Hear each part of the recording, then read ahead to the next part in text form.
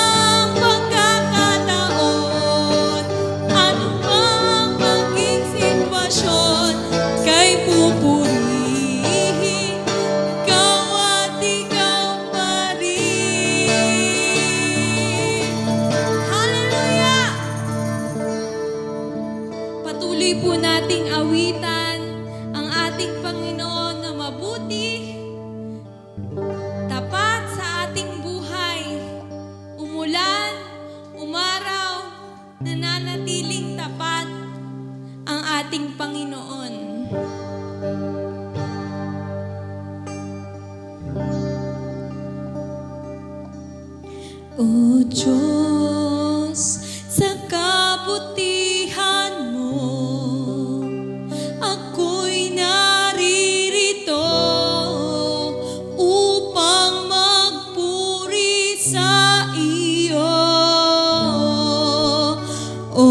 Diyos, sa kabanalan mo, nalulugod ako, buhay ay iaalay ko. Ikaw lamang ang nagtiwala sa akin, O Diyos, di kita bibiguin. Magtatapat sa'yo, maglilingkod ako, O Diyos, kay buti mo.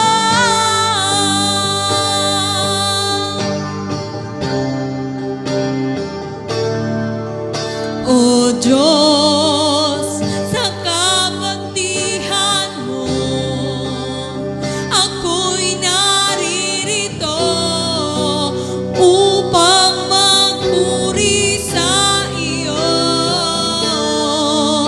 O Diyos, sa kabanalan mo, nalulugod ako, buhay ay iaalay ko.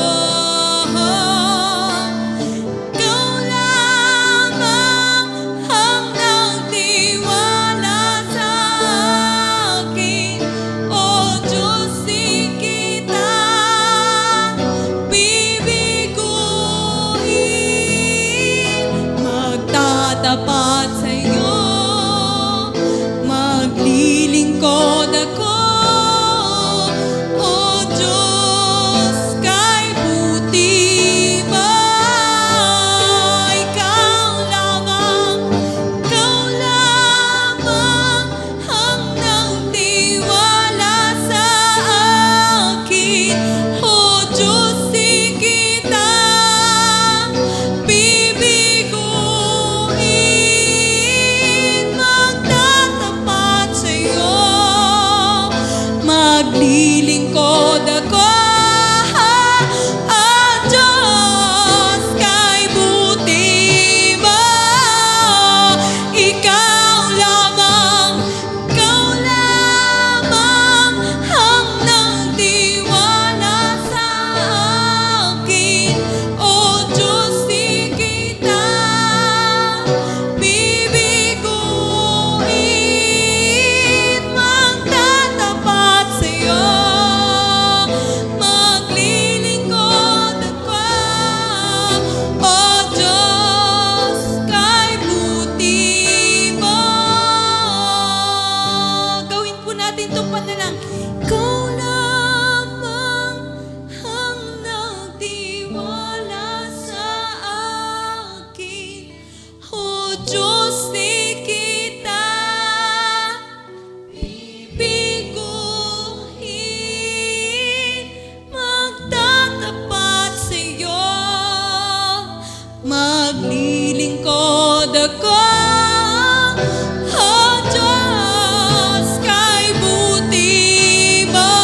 For the last time, ikaw lamang ang nagtiwala sa akin, O Diyos, di kita bibiguin. Magtatapat sa'yo, maglilingkod ako, O Diyos, kay buti mo. O Diyos, kay buti mo. O Diyos, kay buti mo.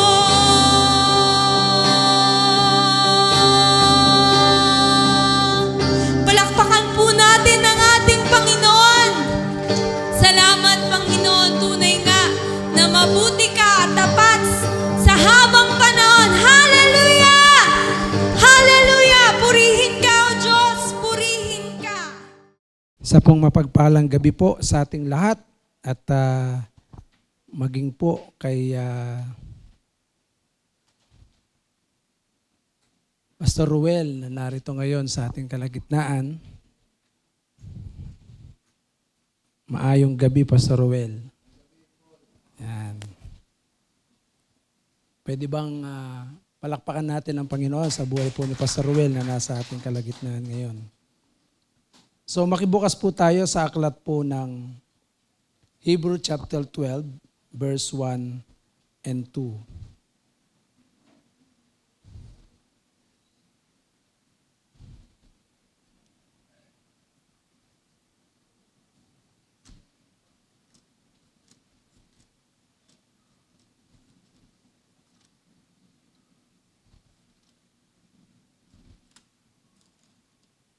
Hebrew chapter 12, verse 1 and 2.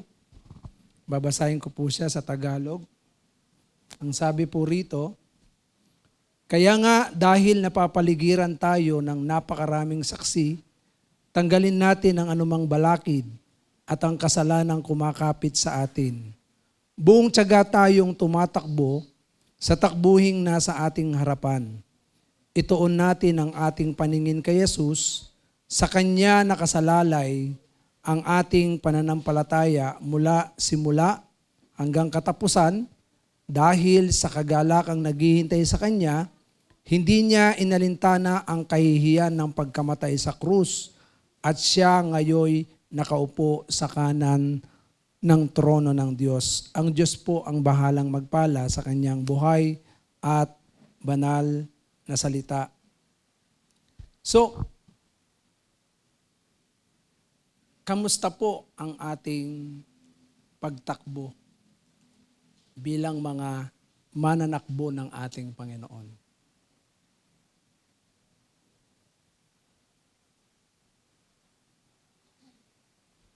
Kamusta po ang ating takbuhin na inihanda ng Diyos sa atin at sa buhay po natin ay gaano na kaya kalayo ang tinakbo natin? Sabi ng iba, mahirap tumakbo na hindi mo alam kung saan ka nagsimula at saan ka rin magtatapos. Amen po ba? Kapag ikaw ay tumakbo ng tumakbo, mapapagod ka. Kasi hindi mo alam saan ka nagsimula at saan ka matatapos. Marami ang sumali sa takbuhin pero hindi natapos ang takbuhing tinatakbo.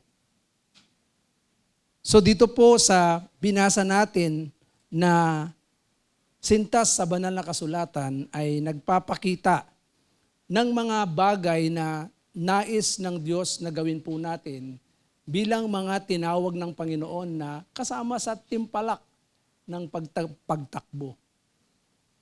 At kapag ka po tayo ay tumatakbo, hindi po pwedeng lahat po tayo ay sabay-sabay na tumatakbo. Individual po yung pagtakbo natin. Amen po ba? Sa pagtakbo po natin, meron na po ba kayong nakitang tumatakbo na hawak ang kamay? Sino po nakakita ng tumatakbo, magkakahawak ang kamay? Meron na kayo nakita? Yung sumasama sa timpalak ng pagtakbo? Wala po. Individual po yung pagtakbo natin.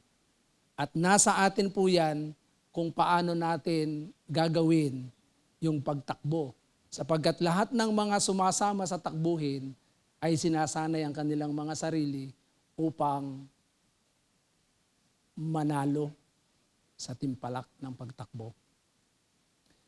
Dito po ay meron pong tatlong bagay na gusto kong ibahagi sa atin. Maigsi lamang po na nais ko pong i-exhort ang bawat isa sapagkat sa panahon ngayon ay marami po ang nagsimula at nagsimula ng tama, nagtapos ng mali. Marami ang nagsimula ng tama, nagtapos ng mali. So ano po ba ang dapat natin gawin para lahat ng ito, makatakbo tayo ng maayos malaman natin kung ano yung ating simula at wakas, at marating po natin yung hangganan ng pagtakbo. 3 bagay po ang nais ko pong ibahagi sa atin ngayon bilang paalala ng Diyos sa pamamagitan ng kanyang salita. Ngayon, sabi po rito ay sa verse 1 ay sinasabi ni Apostol Pablo, kaya nga dahil napapaligiran tayo na napakaraming saksi, tanggalin natin ang anumang balakid at ang kasalanang kumakapit sa atin. Buong tiyaga tayong tumakbo sa takbuhing nasa ating harapan. Jaldine, pwede bang ipakita mo yung takbo, yung pinasa ko sa iyo ngayon? Panoorin po natin itong isang short video clip na ito na magpapakita sa atin. Ito po ay isang ilustrasyon katulad po nitong sinasabi ni Apostol Pablo. Marami po ang mga nanonood po habang tayo po ay nasa timpalak. Okay? Sige. Pakipatay. Pakipatay. Para makita natin.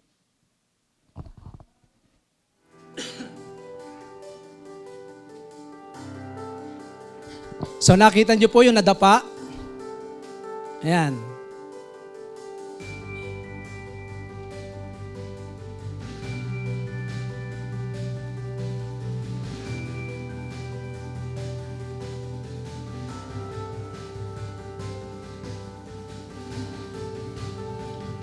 Pwede bang pakiulit na? Tignan po ninyo, oh. Nadapa siya.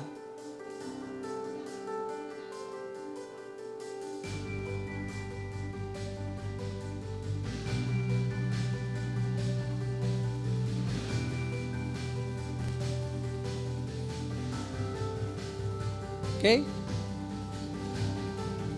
Nakbuksan mo na.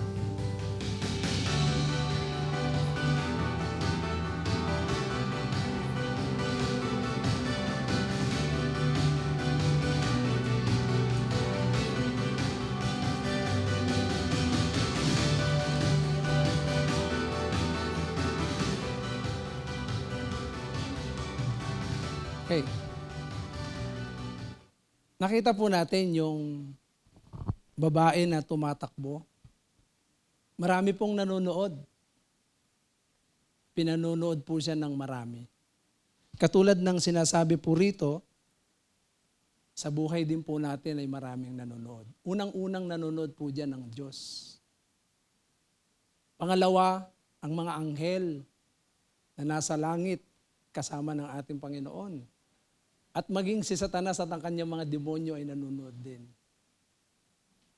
Sa paligid natin, bilang mga Kristiyano, na habang tayo ay tumatakbo sa pananampalataya, ay marami din nakatingin po sa atin. Pinapanood din po tayo. Amen po ba? Maraming mga saksi na tinitignan ang bawat hakbang na ginagawa po natin. Kaya, kung mapapansin po natin ito, ano po ba ang balakid sa takbuhin natin? Maliwanag na sinasabi ni Apostol Pablo, tanggalin natin ang anumang balakid at ang kasalanang kumakapit sa atin. Tandaan po ninyo sa ating pagtakbo, kasalanan ang nagiging hadlang, kasalanan ang nagiging balakid kung bakit hindi ho tayo makatakbo ng maayos. Minsan, kasalanang personal, sa isip, maging sa mga sinasabi natin, na kung saan nagsasalita tayo ng kawalan ng pananampalataya. Sa puso natin ay merong mga pag-aalinlangan at maraming mga bagay na kung saan sa puso din natin ay tila bagay hindi na si Kristo ang laman ng ating puso. Nagpapatuloy tayo na tumatakbo pero sa likod nito ay hindi si Kristo ang sentro. So maliit, malaki na kasalanan ay nagiging dahilan para hindi ho natin marating ang nais ng Panginoon na dapat po nating marating. So alisin yan. Kaya nga kung mapapansin po natin sa isang pagtakbo, hindi sila nagsusuot ng combat shoes. Hindi sila nagsusuot ng mga mabibigat na bag, yung maraming karga. Na talagang habang tumatakbo ka, hindi nagdadala ng mabibigat na karga. Kaya anuman yung mga karga-karga po natin sa buhay po natin, alisin po natin yan para makatakbo po tayo ng maayos. At pansinin po ninyo ang mga mananakbo, nakasando lang yan, manipis. Pati po yung short niyan, maliit lang po yung short niyan. At yung sapatos na ginagamit nila, hindi rin yan mabigat. Napakagaan ng sapatos. So ibig sabihin, sa pagtakbo natin, kinakailangan lahat ng mga pabigat na karga na meron tayo sa buhay ay alisin po natin. Pag-aalinlangan. Minsan napakaraming nag-aalinlangan kung magagawa mo ba yung mga bagay na ipinapagawa ng Diyos sa'yo. Kaya minsan hindi mo magawa. Amen po ba? Na siyang nagiging dahilan. Kaya hindi mo marating yung nais ng Panginoon. Maliwanag ang scripture, the righteous shall live by faith. At sinasabi ng Hebrew chapter 11 verse 6, it is impossible to please God without faith, that He exists, for He is the rewarder that diligently seek Him. Ang Diyos po ay Diyos. Kaya nga kapag tayo ay patuloy na nanangan doon sa nais ng Panginoon, tayo po ay patuloy na sasamahan niya. Ngayon, unang nais ko po na ibahagi sa atin na letter D. 3 D po ito. Die to sin. Mamatay po tayo sa kasalanan.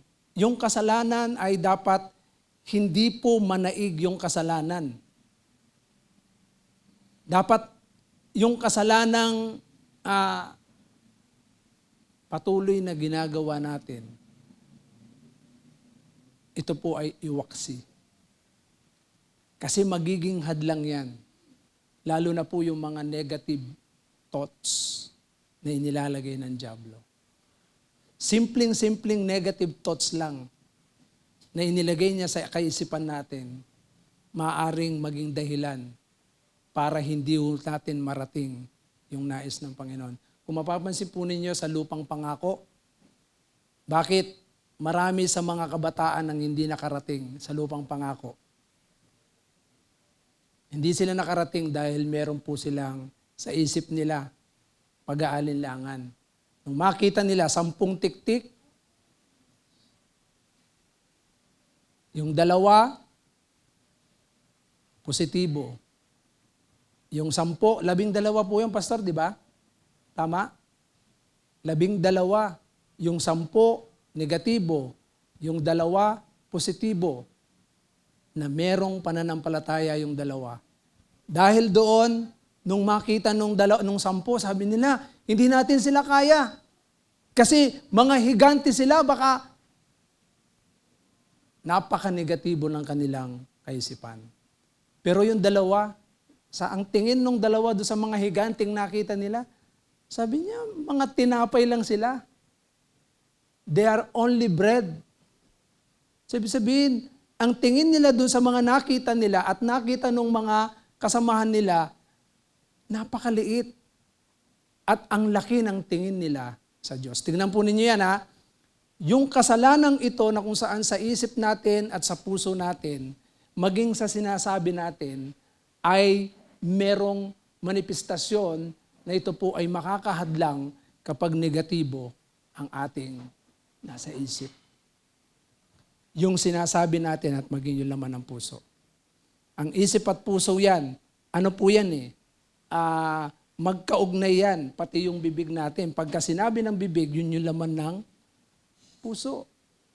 Kaya kung ano yung bukang bibig ng isang tao, yun yung laman ng puso niya. At ito rin ay naisip niya. Kaya po mahalaga na iwaksin natin, kailangan mamatay po tayo doon sa kasalanan na nag-ahari po sa atin. At paano ito mawawala? Mamaya makikita po natin. Sabi nga po doon, si Kristo po ay namatay sa krus ng Kalbaryo. Lahat ng kasalanan po natin ay tinapos na ni Kristo. Kaya nga kailangan po natin mamatay sa kasalanan. Dahil si Kristo ay namatay para sa atin. Kung tayo po ay patuloy na maniniwala na si Kristo ay namatay sa krus ng Kalbaryo, alang-alang sa atin, yung kasalanan na meron tayo noon, ngayon, at sa darating na panahon, ito ay tinapos na. So positibo na dapat tignan po natin ito habang tayo ay nabubuhay. Hindi ako dapat mabuhay sa pagkakasala. Maliwanag ang sinasabi ni John sa 1 John, ang mga tunay na anak ng Diyos ay hindi nagpapatuloy sa pagkakasala.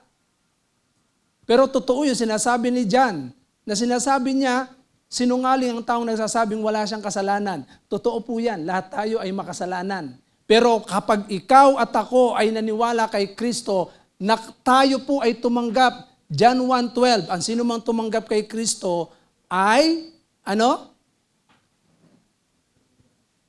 pinagkalooban na ng karapatang maging anak ng Diyos. So ibig sabihin, ito ay pananampalataya. Na sa isip natin, anak ako ng Diyos eh. Hindi ako dapat nagpapatuloy sa pagkakasala. Amen po ba? Kaya kapag alam natin na ang kasalanan ay nananaig sa atin, mga kapatid, pag-isipan po natin, bakit ko ginagawa ito? At minsan yan ang nagiging dahilan, bakit hindi ka makapagpatuloy sa pagtakbo? No. Hindi nakakapagpatuloy sa pagtakbo, nahahadlangan. Kaya nga si Paul di ba? Merong struggle yan sa kanyang kalooban Sabi niya, gusto kong gawin yung tama pero hindi ko magawa. Because of sin. Kaya nga kung tayo ay sasampalataya sa ating Panginoon, if we believe na tayo nga ay tunay na anak ng Diyos, hindi tayo magpapatuloy sa pagkakasala. So die. Kailangan po tayong mamatay sa kasalanan. Ano man yung kasalanan na ipinamumuhay natin, hayaan natin na tayo po ay mamatay na. Pangalawa, determine your purpose. Kailangan nating alamin kung ano ang ating layunin. Ano po bang layunin natin? Bakit tayo nabuhay? Ano ang layunin natin? Bakit tayo kasama sa paglilingkod sa Panginoon? Bakit tayo kasama sa timpalak ng pagtakbo? Katulad ng sinasabi ni Apostol Pablo, na sinasabi niya, buong tiyaga tayong tumakbo sa takbuhing nasa ating harapan. Buong tiyaga. So ibig sabihin, pagtakbo natin, alam natin kung saan tayo nagsimula at alam din natin kung saan tayo magtatapos. Why? Sapagkat si Kristo ang nagpasimula ng pananampalataya natin, siya rin ang magwawakas. Amen po ba? Si Kristo. Kanina yung kasalanan natin, sino ang naglinis sa atin sa kasalanan? Si Kristo. At ako naniniwala ako na ang mga tunay na anak ng Diyos ay hindi nagpapatuloy sa kasalanan. At ngayon, alam din natin kung ano ang layunin, pinakalayunin natin, bakit tayo narito sa lupa. Sabi ng Scripture, si Paul, we live, we move, we exist because of Him. Acts chapter 28 verse 20. Romans 14 verse 8. Ang sabi doon, we live to honor Him, to honor God. We die to honor God. And we live, whether we live or die, we belong to the Lord. Tingnan ninyo, yung pinakadahilan bakit tayo nabubuhay, bakit tayo kasama sa pagtakbo, alam natin kung ano yung layunin natin. Kaya si Paul, sinasabi niya sa Philippians chapter 2, anong sabi ni Paul?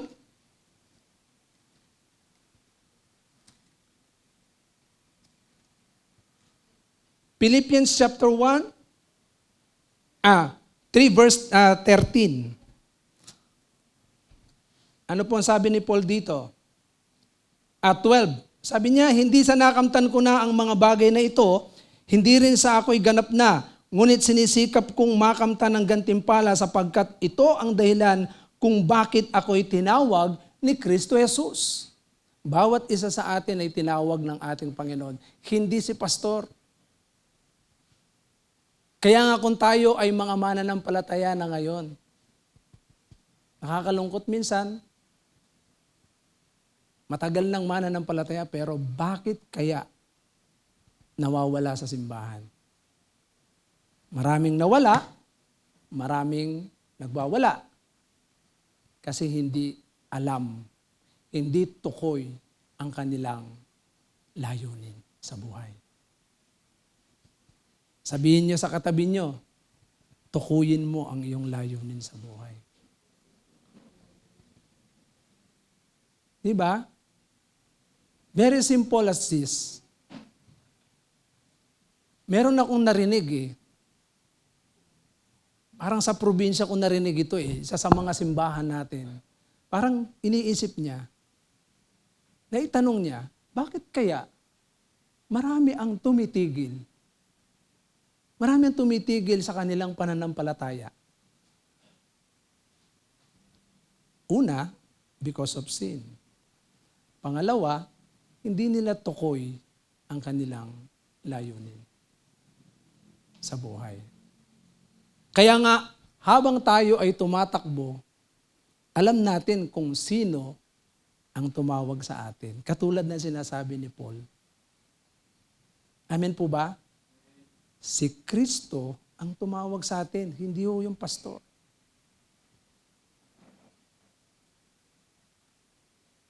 Hindi ho yung pastor. Kaya sa bawat isa po sa atin ay tingnan po natin, tukuyin natin kung ano ang pinakalayunin natin. At ako naniniwala ko, makakarating tayo doon sa finish line. Amen po ba? At panghuli, do the will of God. Gawin natin yung kalooban ng Diyos. Kasi ako naniniwala ako na kapag yung kalooban ng Panginoon, katulad ng sinasabi ni Apostol Pablo dito sa Hebrew, ay very clear na talagang makakatakbo tayo hanggang doon sa finish line. Sapagkat maging si Kristo, hindi niya kinahiya yung mamatay siya sa krus ng Kalbaryo. Alam niya kung ano yung naghihintay sa kanyang kagalakan doon sa trono ng kalangitan. Amen po ba? Kaya sa bawat isa po sa atin dito sa lupa, katulad ng napanood natin kanina, nadapa. Sa kanyang pagkadapa, siguro kung tinignan niya yung kanyang sarili, mahina na ako. Naku, nahuli na ako. At hindi niya inisip, bakit siya nandoon? Siya ay isang representative ng kanyang bansa para tumakbo, tapusin yung takbuhing iyon. Parang katulad din ng Kenyan runner na talagang tumatakbo siya pero pipilay-pilay siya nung tumatakbo. At natapos na yung takbuhin, siya na lang po yung tumatakbo. Sa kanyang pagtakbo, nakita siya ng isang reporter. Nilapitan siya nung makarating na siya doon sa finish line.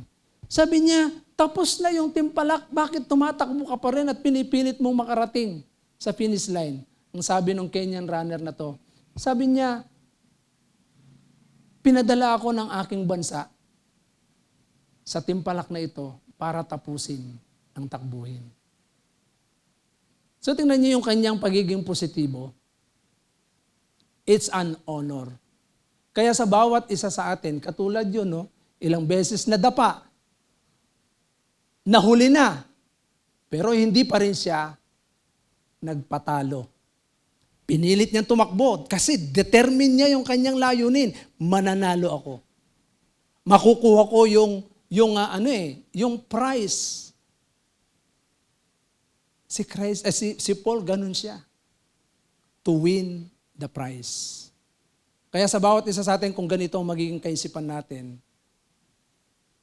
iwaksi yung kasalanan, mamatay po tayo sa kasalanan na meron tayo. Tiyakin natin yung layunin. Determine our purpose. And lastly, do the will of God. Ito po isang katotohanan na meron pong nagpaalam na miyembro sa simbahan. Sabi niya, Pastor, magpapaalam na po ako. Kasi ang dami kong nakikita. May mga natutulog sa simbahan. Pag nagpipreach ka, may mga nagkukwentuhan. Pag nagpipreach ka, hindi nakikinig.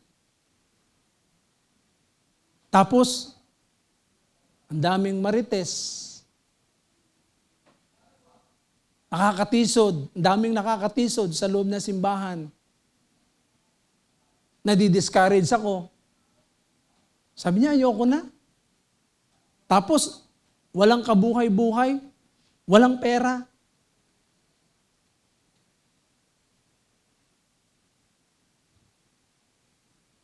Tingnan po ninyo, sabi ng pastor, sabi niya, pwede bang sa linggo, kumuha ka ng isang basong tubig at maglakad ka habang nagtuturo ako during the service. Sabi niya, sige po. So bago ka umalis, gawin mo ito. So ginawa nito, naglakad siya. Nung linggo, dala-dala yung basong tubig, punong-puno ng tubig, naglalakad siya, at siyempre habang naglalakad siya, tinitignan niya yon. Kasi na dapat hindi matapon yung tubig na meron doon sa baso. So naglalakad siya, talagang nakapokus siya doon sa baso ng tubig. So paikot na umikot siya hanggang matapos ang gawain. So sa madalit salita, natapos niya rin yung kanyang tungkulin na sinabi ni pastor. Nung magkita sila ulit, sabi nitong magandang umaga po, pastor. Oy, sabi niya, nagawa mo na ba yung pinagawa ko sa iyo? Opo, sabi niya. So, tanungin kita, may nakita ka bang nagkukwentuhan? Wala po. May nakita ka bang nakakatisod? Wala po. May nakita ka bang marites?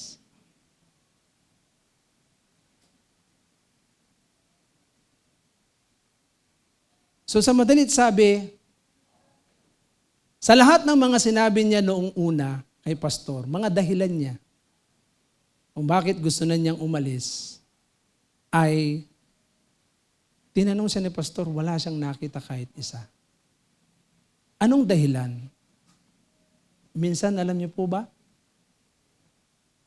Mas nananaig na nakatuon ang ating paningin sa mga bagay na nagbibigay dahilan para hindi ka magpatuloy sa Panginoon. Amen po ba? Mas nananaig na tignan yung mga bagay na negatibo imbis na lumakas ka. Mas nananaig na tignan mo yung mga bagay na magpapahina sa iyo sa pananampalataya kaysa ituon mo yung paningin mo kay Kristo na siyang nagbibigay ng lakas, na siyang nagbibigay ng pag-asa. Sa gabi pong ito, gusto ko pong ipaalala sa atin na sinasabi ng Biblia, focus our eyes unto Jesus. Ituon natin ang ating paningin kay Jesus. Tiyak, magiging masaya ka. Magiging mapayapa ka. Magiging makabuluhan ang iyong gagawin. Bakit? Kasi ang nakikita mo ay ang Diyos na matibay, Diyos ng kapayapaan, Diyos ng pag-ibig, Diyos na kung saan nagbibigay ng pag-asa sa atin. At tinitiyak ko po sa atin, katulad ng sinasabi rito, habang tumatakbo tayo, tumingin tayo doon sa finish line. Sino po yun? Si Kristo na nag-aantay po sa atin doon sa kanyang kaharian. Na nais ng Panginoon na tayong lahat na pinili niya ay tumakbo na nakatingin lamang sa Kanya. Kasi siya yung nagpasimula ng ating pananampalataya. Huwag mo nang sisihin yung iba. Natisod ako nasaktan ako Mga kapatid, pag yun ang tinignan mo, masasaktan ka talaga. Tignan mo si Kristo. Yung kabutihan na ginagawa niya, magpupuri ka sa Diyos at magpapasalamat. Maraming tao hindi makapagpasalamat. Bakit? Bitter. Ang nakikita lagi ay yung kawalan. Tignan mo si Kristo. Magkakaroon ka ng pag-asa. Amen po ba? Lalakas ka at magpapatuloy ka sa paglilingkod sa Panginoon. Ako naniniwala ako, lahat ng mga nagpapatuloy tumakbo, yun yung mga taong nakatingin lamang kay Kristo. Amen po ba? Tayo pong lahat ay tumayo. At tayo po ay patuloy na umawit sa Panginoon ng awit na nagsasabi na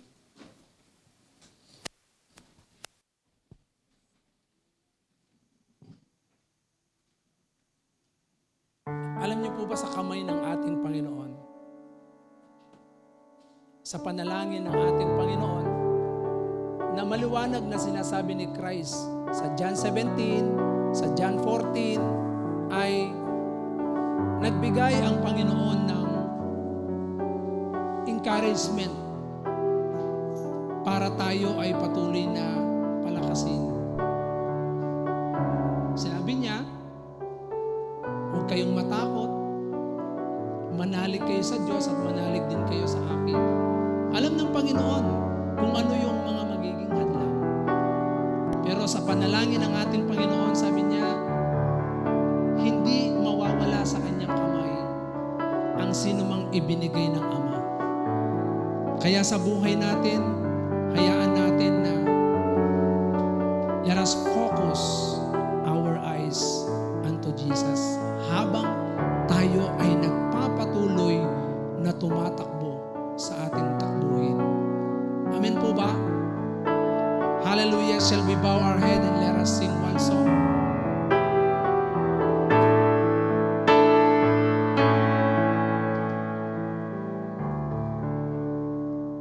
When I think about the Lord, How He leads me,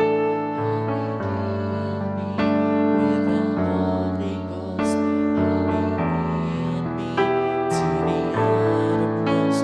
When I think about the Lord, how He pick me up and turn me around, how He makes my feet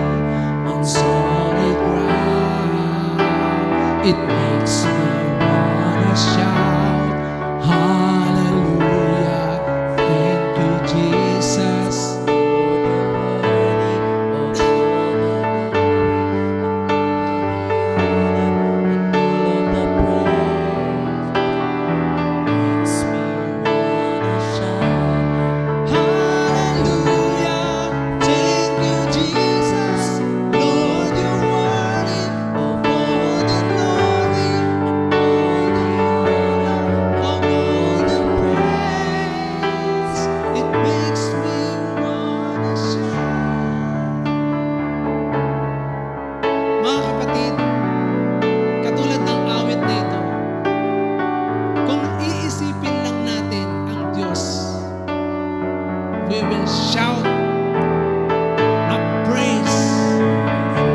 Pagka tinignan po natin yung ginawa niya sa atin, na pagliligtas, paano niya tayo ibinangon mula doon sa sadlak ng kasalanan. Yes, as we sing this song, ulitin po natin yung awit. Sinasabi ng awit, habang naaalala ko kung paano mo ako niligtas, paano mo ako ibinangon. Sige, pakita natin yung lyrics. How you raised me. Next, how He filled me with the Holy Ghost. Alam niyo po ba na yung Espiritong meron tayo, yan po, the fruit of the Spirit is love, joy, peace, patience, kindness, meekness, self-control. Tingnan po ninyo, pinuspos tayo ng ating Panginoon. Pinagaling din tayo ng ating Panginoon sa isang kasalanan na kung saan mas malala pa sa cancer. God healed us. At inilagay tayo doon sa sukdulan na kung saan sukdulang biyaya ng Diyos.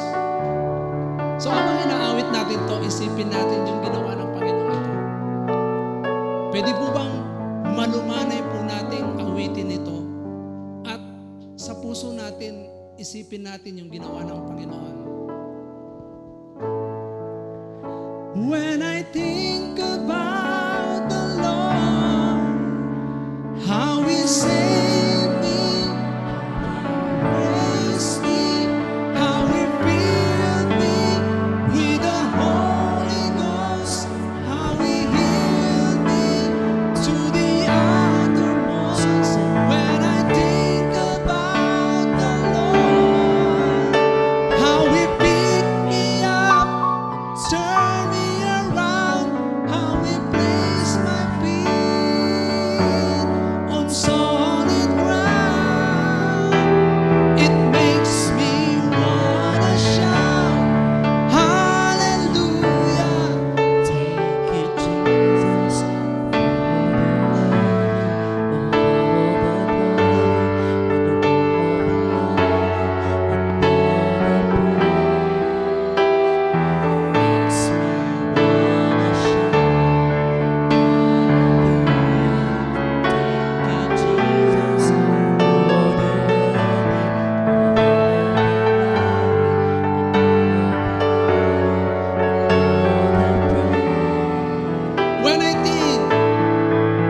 When I think about the Lord, how He saved me, how He raised me, how He filled me with the Holy Ghost, how He healed me to the uttermost. When I think about the Lord, how He picked me up and turned me around, how He raised my feet on solid ground. It makes me wanna shout,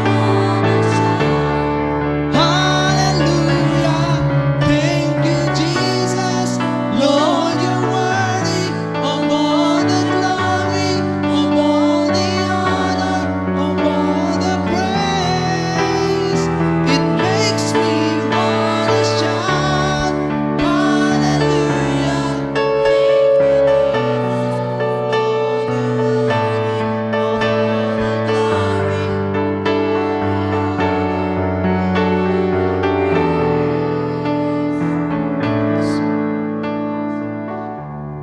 Lord,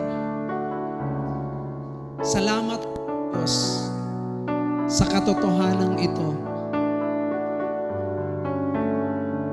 Hindi namin lubos maisip sa isang makasalanang katulad namin. Kami ay pinagkalooban mo ng sukdulang biyaya upang ikaw ay papurihan, pasalamatan sa iyong ginawa. Panginoon, salamat po sa biyaya mo. Hayaan mong sa takbuhing nasa aming harapan sa bawat isa po sa amin ay patuloy po kaming makatakbo hanggang sa dulo, hanggang sa hangganan na itinakda mo, Panginoon. Kami po ay makitaan mo, nananatiling nakatuon ang aming paningin sa iyo. Hayaan mo po, O Diyos, sa gabing ito'y winawaksin namin ang lahat ng kasalanang humahadlang. Lord, sa isip, maging sa aming mga puso, laman ng aming mga puso, at ang lahat ng mga lumalabas na hindi ka nais-nais sa iyong harapan. Patawad po, Panginoon. Mga kapatid, sa gabing ito, hayaan po natin patuloy tayong magpatuloy na nandoon ang pagtsatsaga, nandoon ang pagtitiis, nandoon ang pananampalataya na tayo'y makakarating sa hangganan. Sapagkat si Jesus na siyang nagpasimula at siya rin magwawakas ng ating pananampalataya. At nakakatiyak tayo na siya ang nagpasimula ng mga mabubuting bagay. Siya rin ang magwawakas nito. Salamat po, Panginoon, sa katotohanan ng iyong mga salita. Nasa iyo ang lahat. Katulad ng sinabi ng mga alagad nung sila'y tinanong mo, kayo rin ba ay iiwan niyo ako? Pero sinabi ng mga alagad, hindi po, sapagkat nasa inyo ang tunay na buhay. Panginoon, ganap na buhay at kasiyasiya ang iyong ipinangako kung bakit ikaw ay naparito sa lupa. Hayaan mo pong ito, O Diyos, ay tamasahin ng bawat anak mo na patuloy na sumasampalataya sa iyo. Kaya salamat po sa gabing ito. Uuwi po kami na naroon ang kagalakan, ang katagumpayan, ang kalayaan sa mga kasalanang nagiging hadlang. Salamat po sa iyo, Panginoong Jesus. Ito po ang aming samot dalangin sa pangalan ni Jesus. Amen at amen.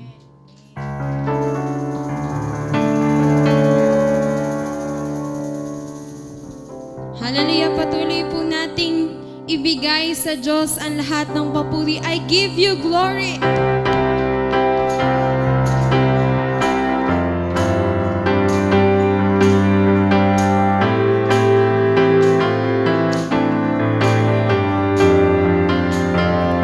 Oh, how beautiful are you, Lord. It's your words. It's your words. And it's your love. Oh, how glorious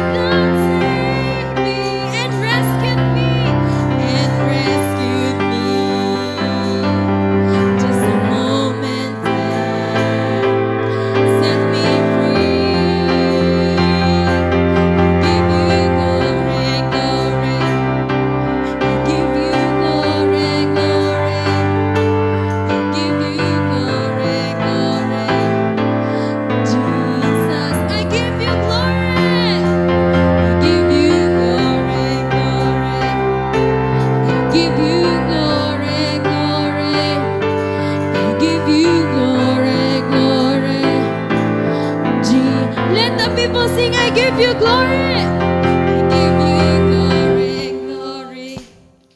I give you glory, glory. I give you glory, glory. Jesus. Sa huling pagkakataon po, I give you glory, glory. I give you glory, glory. I give you glory, glory. Jesus.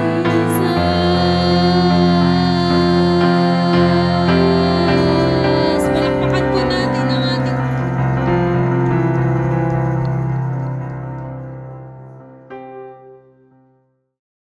So, isang magandang gabi po sa inyong lahat.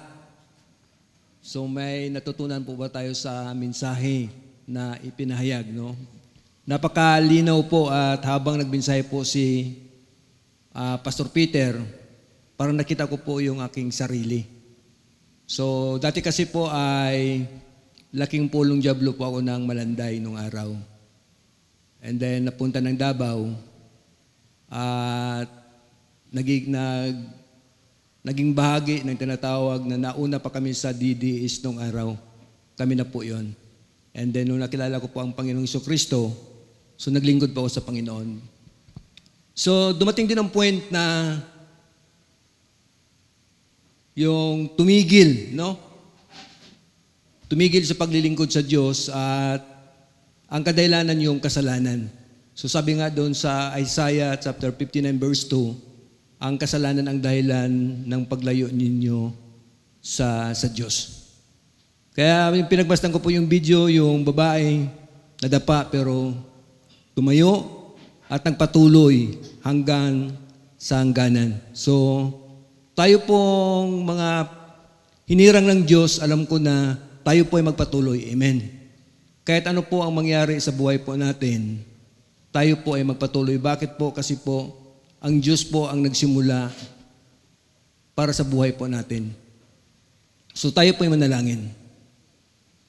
Sa muli po, dakilang Diyos Ama na siyang may likha ng langit at lupa. Salamat po Diyos sa mensahe na nahayag Panginoon. Natunay nga po Lord na dapat po naming iwaksi ang aming mga kasalanan upang makapagpatuloy. Tunay nga po Diyos na minsan kami po ay nadadapa, ngunit inyo pong tinatayo sapagkat ang aming kaligtasan ay hindi po namin trabaho. Tinrabaho niyo po, Diyos, ang aming kaligtasan nung napako po kayo dun sa krus ng Kalbaryo. At ikaw po, Diyos, ang aming Diyos na pinaglingkuran ng iyong dakilang pag-ibig ay hindi po lamang po namin nakikita, amin pong naramdaman. Salamat po Diyos sa lahat ng bagay na ginawa niyo po sa bawat isa. Tunay nga po Diyos na ikaw lamang dapat ang aming sambahin sa Espiritu at saka sa katotohanan. At tunay nga po Diyos na ikaw ang nagsimula at ikaw ang magtapos. Lord, nakita niyo po ang bawat isa. Kami Panginoon ay wala pong kakayahan. Ngunit dinadalangin po namin o Diyos sa oras na ito na patuloy niyo po kaming tulungan na maging matatag upang magpatuloy sa paglilingkod sa iyong dakilang pangalan hanggang sa iyong muling pagbabalik. Gamitin niyo po, O Diyos, ang simbahang ito upang patuloy kaming maging matatag, patuloy na magpagamit at higit sa lahat, Panginoon, ang aming pananampalataya ay sa iyo lamang nakatuon sapagkat ikaw ang Diyos naming pinaglingkuran. Sinabi niyo po, O Diyos, na looking unto Jesus, Panginoon, sapagkat kung kami ay tumingin sa iba't ibang tao, sa congregation, sa mga pinuno ng simbahan, ay hindi po kami magiging matatag. Sapagkat ang bawat isa ay mahina, Panginoon. Ngunit ikaw ang Diyos na walang kamalian. Tunay nga po, Lord, na dapat lamang po naming ituon at ipagpatuloy ang aming paglilingkod sapagkat ikaw ang Diyos na aming tagapagligtas. Gayon din po, Diyos, sa gabing ito sa aming pansamantalang paghiwalay, patuloy niyo po kaming ingatan, gabayan hanggang sa makarating kami sa aming mga tahanan na ligtas sa lahat ng uri ng kapahamakan. At ito po, Diyos, aking pong dinadalangin at pinapaabot sa tanging pangalan ni Jesus na aming Panginoon at tagapagligtas. Ang pagpapala, pag-ibig at kapayapaan ng Diyos ay mapasa atin lahat sa pangalan ng Ama, ng Anak, ng Santong Espiritu. Amen.